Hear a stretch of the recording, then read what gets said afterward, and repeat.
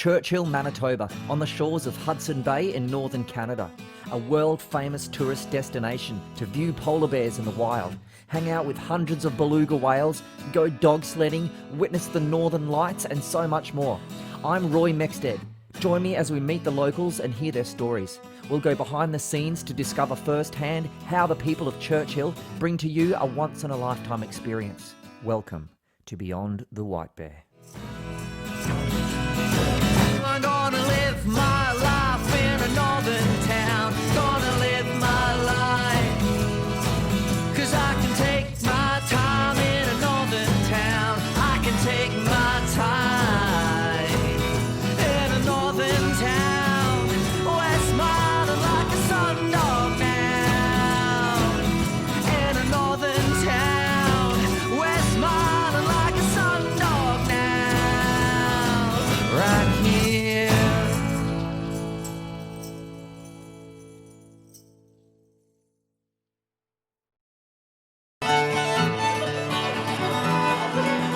It's Canada Day. The towns come together for a barbecue as we open the Myrtle de Mule's Métis Hall and honour her legacy.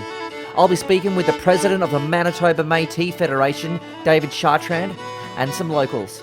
But first, let me introduce you to the Mayor of Churchill, Mike Spence. Thanks for spending time with us, Mike. Not a problem. Thank you for the interest. Yep. We're at a point now where, provincial government just released last week that Manitoba is open. As you know, Churchill has been actually very concerned, and as we all know, I think everybody's concerned with the whole COVID-19 issue. But in saying that, so far so good. We haven't had any, knock on wood, any COVID-19 issues here. Right, no, yeah, So not in the town, that's far great. so good. Yeah. We've done an excellent job of abiding by Manitoba health's regulations. So we're doing that, and really it's a tribute to the community. It's a tribute to Manitobans as a whole. So yes, Churchill is open for business. It's a slow opening, as you know. Even with it being opened, it's going to take time.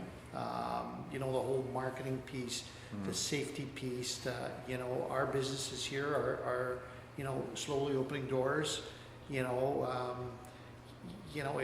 going to take some time to recover.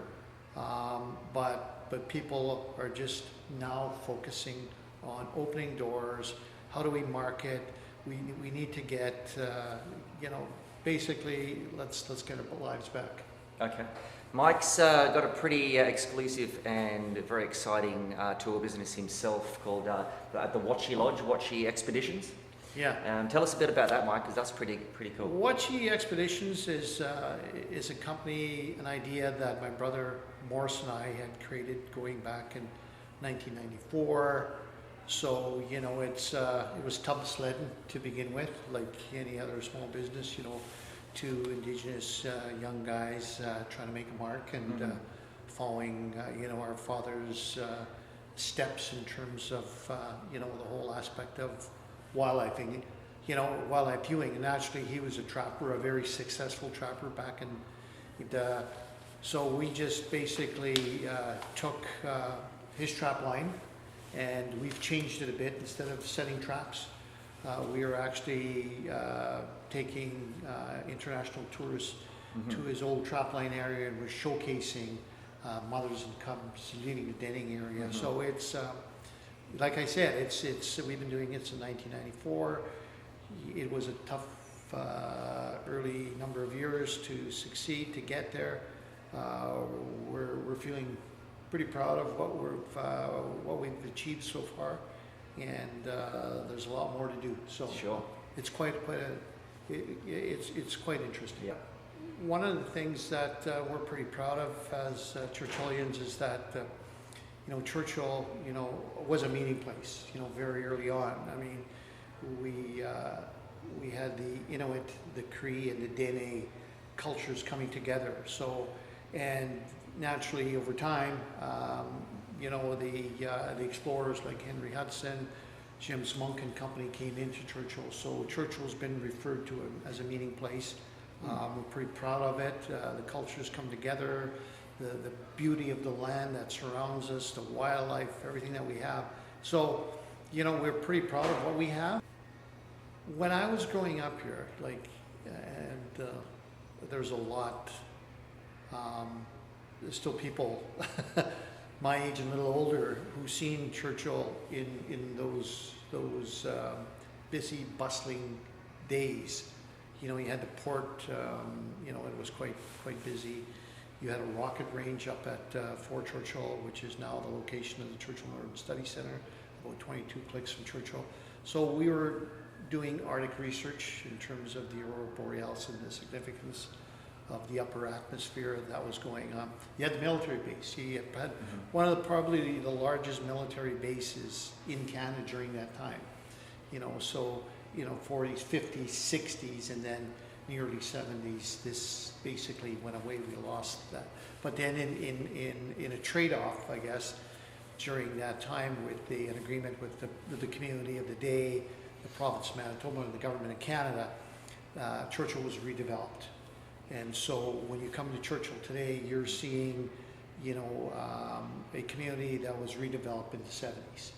Okay, town center complex, probably one of the most interesting northern buildings, where it houses indoor playground, it's got swimming pool, bowling alley, hockey rink, indoor playground, municipal offices connected to the Churchill Health Center, which has upwards of 20 beds, fully functional health center that you don't see in northern Canada. So the infrastructure that we have here is quite remarkable, and we today as a community, naturally our population dropped because a lot of it has to do with tourism investments. But the fact of the matter is, you know, we've been successful in the being part of the ownership group for the rail and port. As you know, tourism is key to the community.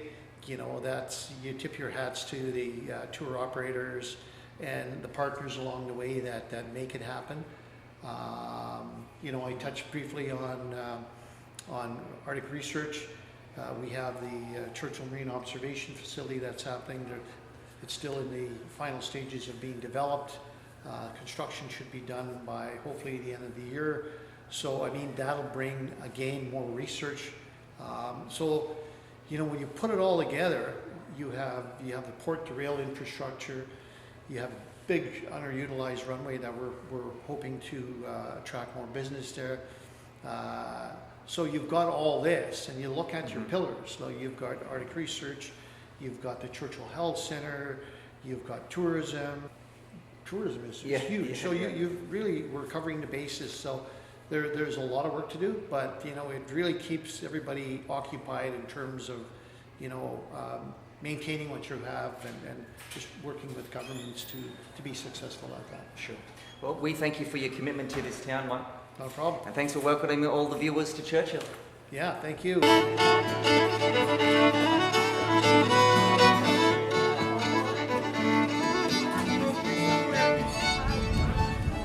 So here we have some statues of the RCMP in Churchill.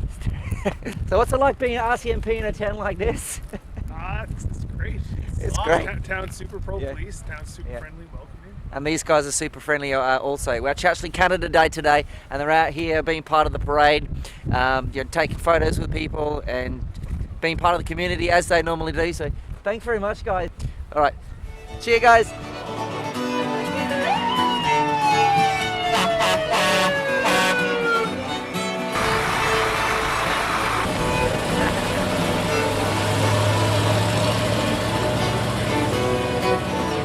So this is Watson, most importantly, and this is Erin.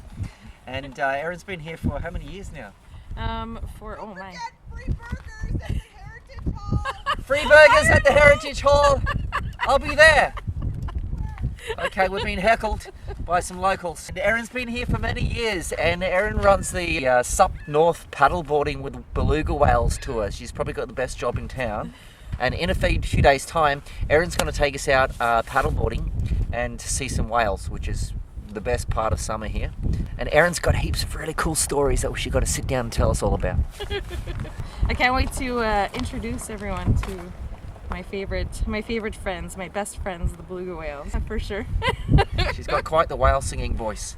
All right, see you, Watson. Happy Canada Day, mate. Happy Canada Day. All right, we'll catch Erin soon. So we're bumping into more locals along the way on Canada Day. This is Alex and Brittany. What's the dog's name? Surge. Surge. Yeah. Oh, I was just talking to Erin down the beach. Alex is a great photographer in town, does a lot of photos of northern lights, bears, whales and everything. What are you guys up to on Canada Day? We're excited to be here for the opening of the Myrtle de Mule's Métis Hall, and then yeah, partake in some more Canada Day festivities. Barbecue. Rick's the chef for today. Thanks, Rick. Thanks, Rick. No problem, no problem. Yep. Everyone's got about 5 different jobs out here, and a lot of them include the community, right? Yeah, one of many. You hungry? You want a hot dog? Have a hot dog, Roy. I'll have a hot dog. I guess I'll have a hot Pick dog. up and Thank blow you. you away. Yes. So a few years back we lost our hall, and of course everybody knows that Mom passed away in 2018, and it was David Chartrand and Bob, the Métis local here, their wish to rebuild it and rename it in her name. The year that she passed, she got the Order of the Métis Nation, so she's high up there in the Métis heritage part of it. My mom talked to thousands of people for years, tourists, and told them about her culture.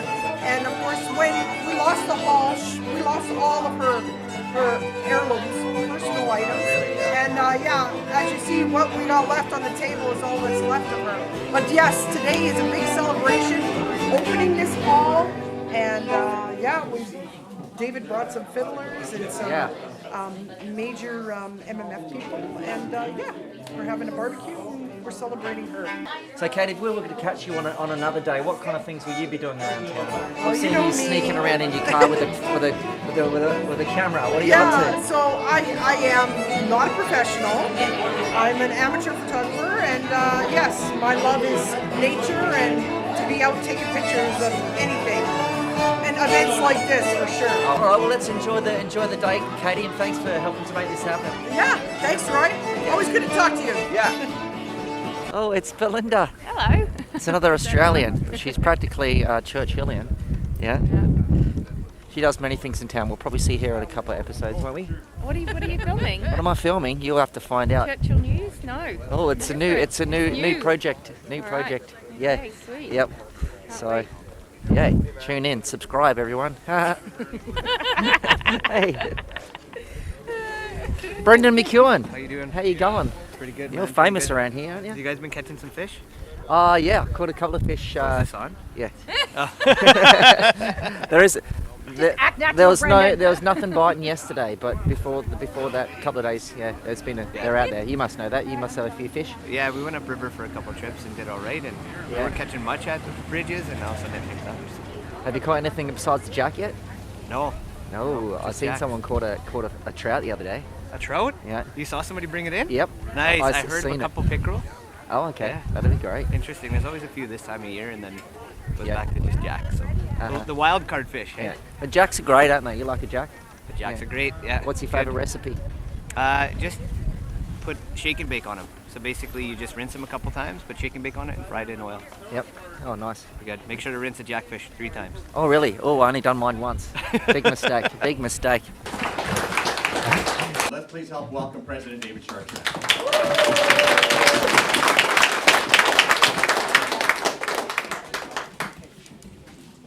Thank you very much for that, Will. It's a pleasure to be out in Churchill. And you know, a lot of times people don't realize how important the North is. And I want to assure you, your Vice President works very hard for you. Chairman, this is going to be basically a community hall, and where the Métis will be inviting all those to come and utilize the facilities for their own use in this beautiful city, I'll call it, Churchill. And I made a promise to Myrtle. I said, we are going to rebuild that hall. And of course, as I said, July, I was not going to let it go, to make sure that this construction would take place. Because for us, even though there's a minority of Métis citizens that live in Churchill, an individual citizen living out here has the same rights of 50,000 people living in Winnipeg. So we can never forget the people of Churchill. We can never forget the Métis people of Churchill, and we never will. Myrtle was a very special person. When you look at it from the context, Myrtle's gift of artistic nature is in offices in different parts of the world. And just imagine, it comes all the way from this little tiny town called Churchill. Let's not forget, as I said, we can't forget those that, and I promised her before she left, which I'm so thankful, that I will build a hall no matter what, and I'm going to call it under your name. As I said, when we look at Churchill, I want to make sure our flag is flying here proudly, that our people's rights are never going to be affected from here to Winnipeg, that they have the right to harvest, the right to take care of their family and feed their family. There you go. In fact, just the closing of this is remarkable. Scientists are now telling us this, that in 20 to 30 years, Winnipeg will triple in its heat waves, and that there will be a sudden push by the population to come north, because the north will become the south. And they're feeling as the climate changes move, people are going to want to come north because that's where there'll be a balance of heat. So be prepared, maybe 20, 30 years, Churchill's going to go to 10 times its population. Everybody want to come to Churchill. I don't know if that's true, but anyways, we'll see. But anyways, enjoy yourself. As I said, have a good time, and I thank you, Bob, again for your leadership here. David was a previous chairman. I want to thank him too. But of course, July, as always, I'll say this: MMF's always got your back. Hey guys, I've just run into Leeward and Whitmore. Come over here, Leroy. He's got a great tour in town. It's kind of all about the traditional Inuit culture, and he takes people to see polar bears. So we're going to be able to catch up with you a bit later when the bears come in there, Leroy. Yeah, for sure. This bear season, we'll get out. We'll see what the COVID protocols are this year. We'll cross that bridge when we get to it. Hopefully we get some tourists up this year. I think it's going to be a good year. There's always going to be bears and belugas. Yeah, it's plenty of fun with Leroy, so come back for when he's going to be on an episode. Awesome.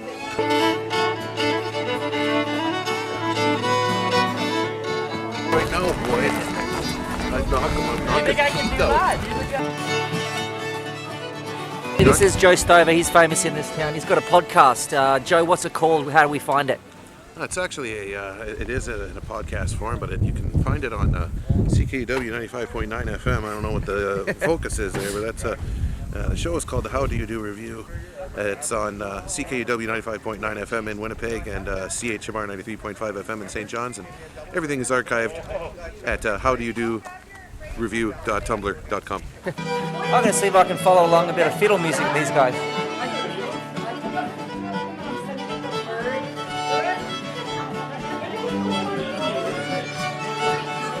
This is now the new official opening of the Myrtle DeMille Métis Hall. As you all know, Myrtle and her family, they worked very, very hard in this community to make sure that Churchill is always remembered, to make sure that the Métis are never forgotten in the North. So on behalf of the Métis Nation, on behalf of the Métis government, in honor of Myrtle DeMilles, I want to cut this ribbon on their behalf and all your behalf and say to Churchill, thank you for having the Métis Nation here. On your mark, 1, 2, 3. What a dull scissors. Look at Bob's whole scissors. Oh, I don't think these are even scissors. There you go. Whoa!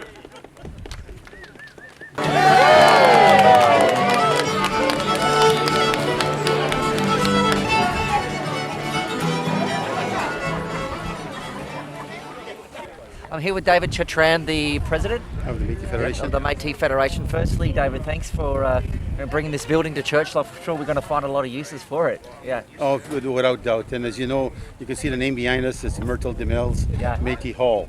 And for people that might not know, that may catch this video on one of your YouTubes or your promotions, is Myrtle was a very strong advocate and a voice of the Métis in Churchill.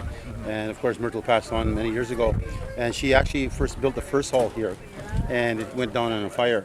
And so the decision we made is that no matter what, we're going to replace it with a new hall, and we're going to honor her with her name attached to the building. So that's what we're here today on Canada Day to officially cut the ribbon and make the hall official in status. It's ready for business. The Métis Nation is a young nation, about 350 years old. but we go back to a very boisterous and very military style of a living as a people. Of course, our nation has been known for different purposes and names. The word Métis actually connects itself after the Riel, when Riel takes over, of course, in creating the province of Manitoba. Riel in 1870, prior to his leadership, he was able to bring the English-speaking Métis, the French-speaking, the multilingual Métis nation together as to one collectivity instead of by families. And so the nation began to formulate, but it actually formulated before that. The first battle was in 1816 with Canada. We were battling free trade. The Hudson Bay was trying to dominate the fur industry and the trade, whether it's pemmican or buffalo or salt and other commodities that we're trading with the United States. As we're very entrepreneurial people, hardworking people, we're all business people. And so, yes, the word Métis in French translation means mixed blood. But just because you have mixed blood does not make you a Métis.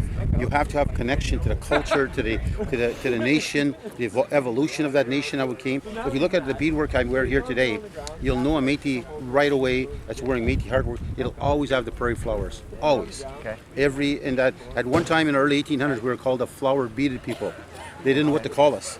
So they knew we were different. We weren't First Nation, we were not French, we were not Scottish, but we were a different people. And so they didn't know what to really describe this as. So they called us from everything from country-born, half-breeds, mixed bloods. And the First Nations used to call us Katepente Misowak. And what it means in the Ojibwe language is that the people that own themselves. See, the First Nation signed treaties and Canada became their parent, their control of their future. The Métis would not let no one control them. And that's why Canada's first battle is with us in 1816. We won that battle, and they sent sort of a formation of a militia to stop us in Bay from trading the United States. And they actually shot and killed our people first. We shot, retaliated, and killed them. And we won that victory. But it was known in the victory, victors sometimes try to steal away somebody else's victory. But from that perspective, what had taken place is the government wrote the history. So they called it the Massacre of Seven Oaks. They had to make us look bad. They didn't want to make us look like we're honoring our positioning. We're defending ourselves, defending our entrepreneurial buildings of our institution, of our nation. We were out there doing business, and we've always done that. So Hudson Bay came later in the early 1800s, 1700s, when they came into Canada. They decided they wanted to take control of the full monopoly of all the industry. And Métis are saying, who are you? Like, where do you come from? We've been here for hundreds of years now, trading and developing. Who are you to come and tell us what we should do and what we can do, and that we can only sell to you now? So the Métis said no. The battle took place. It took us 200 years to change that history, the proper history, the proper documentation of what took place there. So, but then you look at different events in history. We fought with the Sioux, and a big battle took place, and we won that battle. So our nation has always seemed to have been fighting for its existence, fighting its recognition and protection of its territory. And we're a prairie people. People themselves today in parts of Canada call themselves Métis because they have mixed blood. They're not Métis. They're mixed blood of a different people, but they're not us. They don't originate from the... They don't originate from the homeland, the prairies. And that's where we come from. We come from the prairies. And so, and historically, if you look at our history today, Riel is celebrating 150 years when he bought Manitoba in Confederation. And even then, when he did that, back in 1870, the government of Canada did not want to recognize the provisional government. But 140 years, something years later, they admitted he had a right to create a provisional government to negotiate Canada into Confederation. So when you look at history, we have kind of a very volatile existence as a people, trying to maintain our collectivity, our identity, our culture, our language, our music. Like, for example, the Métis fiddle. We're known strongly for our fiddle tunes. Our fiddle is not, you cannot write our tunes. It's all by sound. And so the sounds are... You know what? I just want to say thank you. Hi, Uncle. Thank you very much. Yeah, anyways, quite an interview. Okay, sorry. So what you look at when you do the Métis history, when you look at it from the context of who we are, we possess a beautiful culture. We have the Red River Jig, which is famous for our people in the prairies. But again, the music, but a fiddle, is only by sound. You cannot write our music. There's so many off notes to it. People don't realize that. You think you grab a fiddle like you would do it with some kind of orchestra or something of that nature. No, our fiddle is all by sound, and only originates in the prairies. So the music and the dance also compete amongst the fiddle. So it's really a beautiful culture. And but again, we're making such great headway today in Canada. We're getting our rightful place. We won our land claims that we settled in 1870. The Joint Confederation joined Canada. Riel settled and became part of Canada in 1870. And on the side of that, Canada promised 1.4 million acres of land for our children.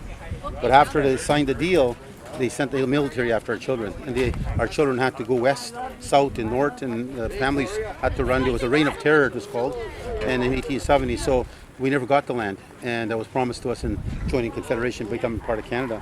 So we just won that court case in 2013. 142 years later it took us, but we won, and so we're negotiating with Canada now what that settlement will look like. We have our own laws. We're only people in Canada have written laws, Métis harvesting laws. We have our own seasons. We have our own limits. We do not follow provincial law. We follow our own law. And it's accepted by the province, accepted by Canada, that this law is the people's law, my people's law. And so we're the only people in Canada that actually have a true written, full-fledged hunting bylaw, natural forest law. So it sets the formation of self-government, nation to nation, and we're also expanding ourselves. We're doing some work with Colombia. We're looking at trade in the different commodities. As Métis have always been entrepreneurial, always will be. We're business people, but we're very, as I said, we're very protective of who we are. We'll let no one steal our culture or identity. Many are trying to take it now because it took us so long to get us into a better place in Confederation. So now we're fighting to make sure that those that come along with mixed blood don't come and steal our identity by saying, I have mixed blood. I'm Mohawk and Italian, so I'm mixed blood, I'm Métis. You're not Métis. You're part of the Mohawks maybe, you're part of the Italians maybe, but you're not us. We come from the prairies. Okay. A proud culture. Thank you very much.